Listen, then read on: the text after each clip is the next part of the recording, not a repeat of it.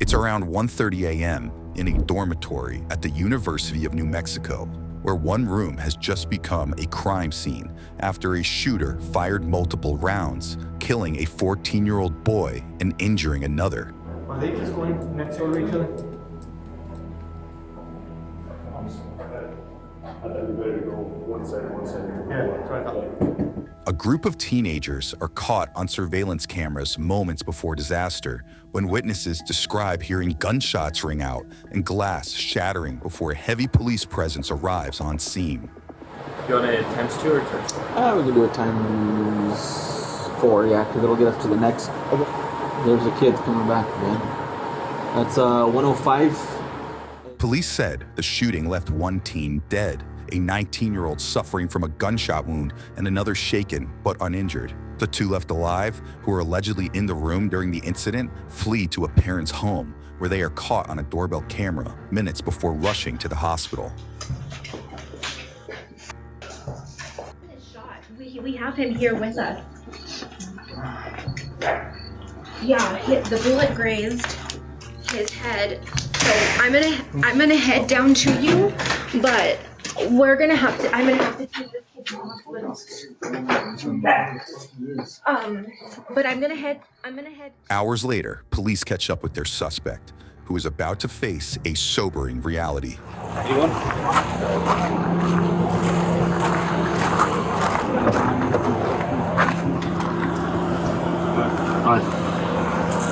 Police identify the suspect, seen here, as 18-year-old John Fuentes, who was the subject of a manhunt after he said he retreated to a family member's home following the shooting.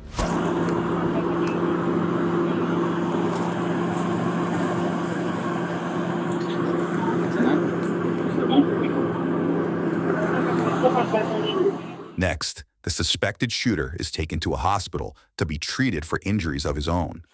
Go sit down.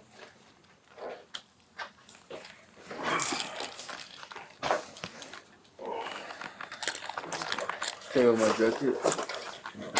What's up? Well, not much is going on. We'll talk about it. Alright, I'm back. I'm gonna talk to the officer first and then we'll talk, okay? This one's bad officer. So when we got to him, he had cuts on his wrists. He was involved in the shooting at UNM. Okay. So yeah, he has deep cuts.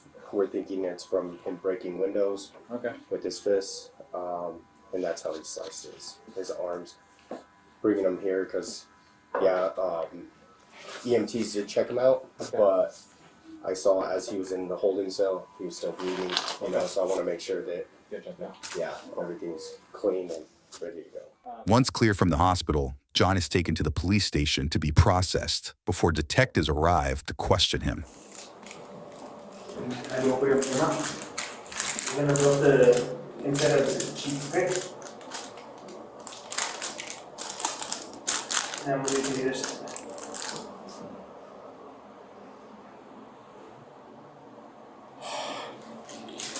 Next time, just do it. Just so you know, we do have a search warrant for your DNA and the photographs. Cool. Alright. How's it going, man? Thanks, bro. How you doing, man? Decent, and you? Yeah. I'm Agent Donis with the New Mexico State Police Investigations Bureau. Double Cornicle State Police. Your name is John Fuentes, correct? Yeah. Okay. So we're just here to talk with you about what happened, just to get your version. Right. We don't want other people speaking on your behalf. What brought you to UNM? Usually I just go hang out at the dorm, and we just hang out, watch movie, or not movie, but like play his PlayStation or whatever, and smoke like marijuana, nicotine, like what everybody does. And then I remember he wanted me to come because this is gonna be his last like semester or last year, like couple days, and he's like, let's take, what is it, tabs, acid tabs, and then I don't know. I was keep telling him, nah. Like he wanted to take it with some cocaine, and I remember I pull up, and he had his gun with him. And then I remember came by and brought more cocaine so we could try it. And at the time, I remember I took like me and took like a thing of what is it, acid, and then I remember peer pressure me, take another line, and I remember to the point where I couldn't even think. I remember I just remember blacking out, and then I remember I just wake up like I'm on top of a roof. I'm like calling my brother. I'm like, what just happened? He's like, where you at? I'm like stuttering. I couldn't. I was like losing my mind. You heard that right. John says he, quote, blacked out after a night of heavy drug use and drinking before continuing to recount his nightmare scenario. I don't even know what happened. That's whenever I went to the parking lot and I was trying to look for help. And that's whenever I found some people. And I was like, hey, can you guys help me? I was like, here, I don't care about the gun. I was like, here. I threw it on the floor. I was like, send help. I was like, I'm bleeding. Please, I don't know what's going on. And then they just like drove off. They're like, what the hell? But I don't blame them. But yeah, I remember just after. Yes, please. Sorry to interrupt. Go ahead. Yeah, okay. And then I remember just completely blacking out. And then I remember whenever I was on top of the roof, I just remember I had this Glock 19 on me, and I was just like out of it. I didn't even know where the heck I was at. And that's whenever I was like calling. I didn't even know where I was at. Like I was like, I remember I kept calling my dad. I was like, I think I got laced or something. I was like, I'm on top of a roof on UNM. I was like, I think I just shot 2 people. I'm like, I'm losing my mind. I remember I was just running to like the UNM. I remember it was just a bunch of UNM cops outside. I was running. And I remember I went like this. I was like, help. I'm bleeding. I don't know what's going on. I'm like, I can't control. And then I remember just seeing, I didn't even know it was just my uncle's truck right there. I didn't even know if it was him. And thank God he saved me. He was just like, yeah, hop in. What's going on? And like, he thought I got like trumped, and because I told him, I thought, I don't know, there's something in the cocaine, or I don't know. What I kind of remember was just glass breaking. I remember, and just full sprint running, just out of breath, going, just like, yeah, like, I don't.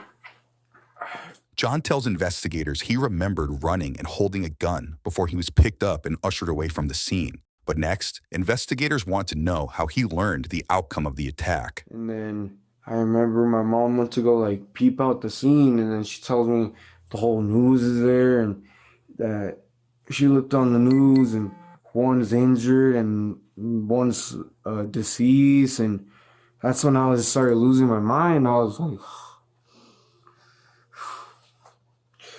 I couldn't believe what I did. Just like Rambo, jumping out, and then just like, I remember I looked at my pants and I had a 19, and then that's whenever I went to the parking lot near my car, and I was like literally just looking for any cop I could find to help me, like help. And then that's whenever I ran into those people, and I was like, help. And then they were like, I pulled out the Glock, I literally threw it in front of me. I was like, please help. And then they were like, they just drove off, yeah. But that's literally all I remember. And But I remember just looking around like, what the actual hell? What did I take? I kept telling my dad, I think I got laced. I think I got laced. UNM, come out. I don't even know. I was like, I don't even know. And then I have an interlock, so, and then we were also drinking too, so I was like, I can't even drive. I don't know what to do. I was going insane. I completely like felt like it was frying my brain, and I didn't even remember like, it was probably the worst experience I ever had. Oh, that sounds rough. And then at some point, I completely lost the Glock. I literally like blacked out. I don't know what was going on, but yeah, I don't remember where the hell any of my went. I remember I ran up to my uncle with just my underwear on, and he was like, "What the hell happened to you?" And I told him, I think I got laced or something. I completely blacked out. I don't know what the hell that fool had in there. And then, yeah, I don't even know. That's what bugs the hell out of me. I couldn't even, I literally just freaking, it was like the worst thing ever. As John continues recounting his version of events, detectives notice one important part missing and dig in to find out what exactly happened inside the dorm room. So like kind of like go through like the events of like you guys hanging out. Like did you guys just start, doing cocaine and acid like right away, or were you guys just hanging Pretty out? much, yeah. Because it was already late, and then he had work in the morning. So I was like, well, we could hang out now and get it over with now, because he had like work, and then, what is it? I told him I don't want to be all tweaked out whenever I have to go. One of my family members was gonna bring like, she's a couponer. She's gonna bring all kinds of clothes and soap and oil. It's just to help us out. And I remember I told him, well, I'd rather just do it on the day whenever. So like the night we do it, I don't want to be going and hanging around with my family the morning, you know what I mean, the next morning. So I told him, oh, let's just do it now. Let's just go now. That he just had work in the morning. He was like, yeah. So you guys like you got there and then you started doing cocaine and acid? Yeah, I mean, him popped like a tab and a half. And then I remember after that, he just like, let's do line, let's do bump. Was that in his room or in one of your cars? And I was in his dorm. His dorm, okay. At a certain point, were people like getting on each other's cases, or did somebody start becoming obnoxious or start a fight, or like what do you remember in there, man? What happened? I mean, we kind of heard some things from some other folks, but we really want to hear your take on it. Somewhat of a iron. I just remember it was not so quick. We could have been arguing. I don't really remember crap, but I just remember somewhat of me holding his pistol, like looking at it off the acid, like all just tripping out on it, and then just like just I remember, I don't even remember what the happened. I remember it was just like a movie. And then that's whenever I was just running around like an insane person around the campus trying to find help. You remember how you left the room? They left the room? Whoever left? I don't remember. What led you to believe that you may have shot two people? Because I was just full of blood, and I remember the Glock, before I was messing with it, I remember it had bullets, and then I remember I took out the clip and it was empty. And I was like just bleeding, and I just thought I shot myself because there's this big ass welt right here. So I remember my ears were ringing, so I definitely knew something was up. I don't know. My mind was running a million miles per second. Because I just remember, like, I didn't even know if it was me who shot or them, but I remember just loud noises running, and I remember I laid down under a bush, and I checked the clip, and it was empty, and I was like, oh, bro, like if I thought someone was gonna kill me, I was like, that's whenever I think I climbed on top of the roof, and I remember I was like straight going insane. I was like knocking on the windows. I was like, somebody please help, somebody please help me, help me, help me. And then I was keep getting paranoid that like someone was gonna like, I was gonna knock on a window and someone was just gonna blast me or something like that. That's whenever I was like, I was losing my mind. That's whenever I just said, I remember I just took off my pants and I remember I hopped in the water fountain out there, like a stream, or I don't know what the hell it was. And I remember I was washing off my cuts, getting a drink of water, and I was soaked. I was freezing. That's whenever I was on top of the roof, and then I remember I took off my socks, I threw them, because they're soaked, they're all getting all muddy, and I took off my pants, I threw them too, and then just full sprint, I remember at that, once I took off that, I remember I was like, I need help. So I started full sprinting. That's whenever it was literally like, police, at UNM. And I walk out, and I'm like, please, so somebody. And I remember I started. You saw the officers or cars? I just saw cars, officer cars. So I was expecting there to be police there. I was like, I need help. I don't know what the going on. I feel like someone's gonna kill me. I was like, and then that's whenever I just ran it. It was like perfect timing. It was like, what the? But I don't know. It was just like, it happened so quick. It's crazy. I don't know. That was the most insane day of my life. Now, detectives ask John again whether there was an altercation in the dorm room before revealing who was killed in the incident. We were watching, I don't know, it's hard to say. We could have been arguing. I mean, that's why I was almost like, you could ask what is it, his little brother or something. But I don't know, we could have been. I just remember completely blacking out. I don't even remember just running in full speed. What's his little brother like? Does he talk to you, or what's he? I don't know. I don't think his little brother's doing any of the coke though. That's the thing. Or I think he did some. I don't know.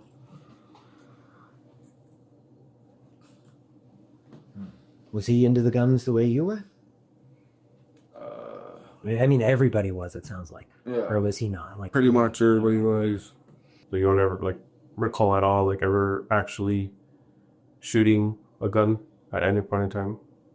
I could have, but I'm not 100% sure. That's why I can't say. Mm-hmm. But I'm pretty sure I did, because I don't mean, who else would? It literally said on the news that one's injured, one's deceased. So I'm pretty sure I did. Mm-hmm. I just don't remember what the. Do you know who's injured or who's deceased? No, I don't. Well, What would you guess? I'm pretty sure deceased.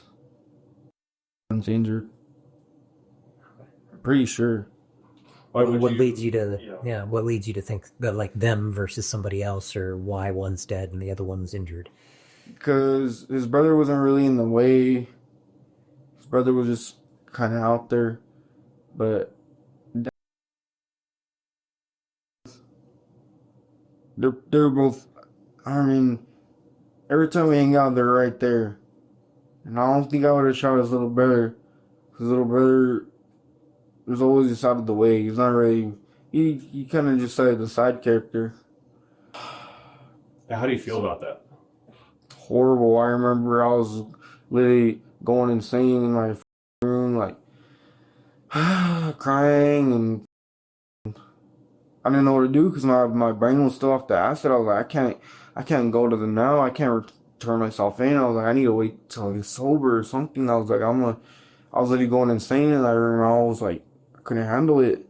And that's whenever my grandma was just like, I'm gonna just spend the last time with you, get you something to eat, try to chill you out, try to detox your mind, and then we go turn yourself in. 'Cause at some point, I told her I'm gonna have to. I was like, either if I don't turn myself in, they're gonna find me. I was like, there ain't no doubt about that. So So do you want us to tell you who was injured? yeah, I mean, I'm asking. Do you want to know? yeah. Okay. So the little brother, he's 14 and he's dead.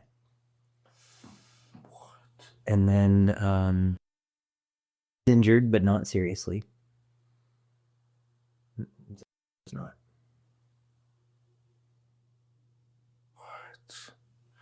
I must have blocked. Oh, what the fuck? I'm sorry.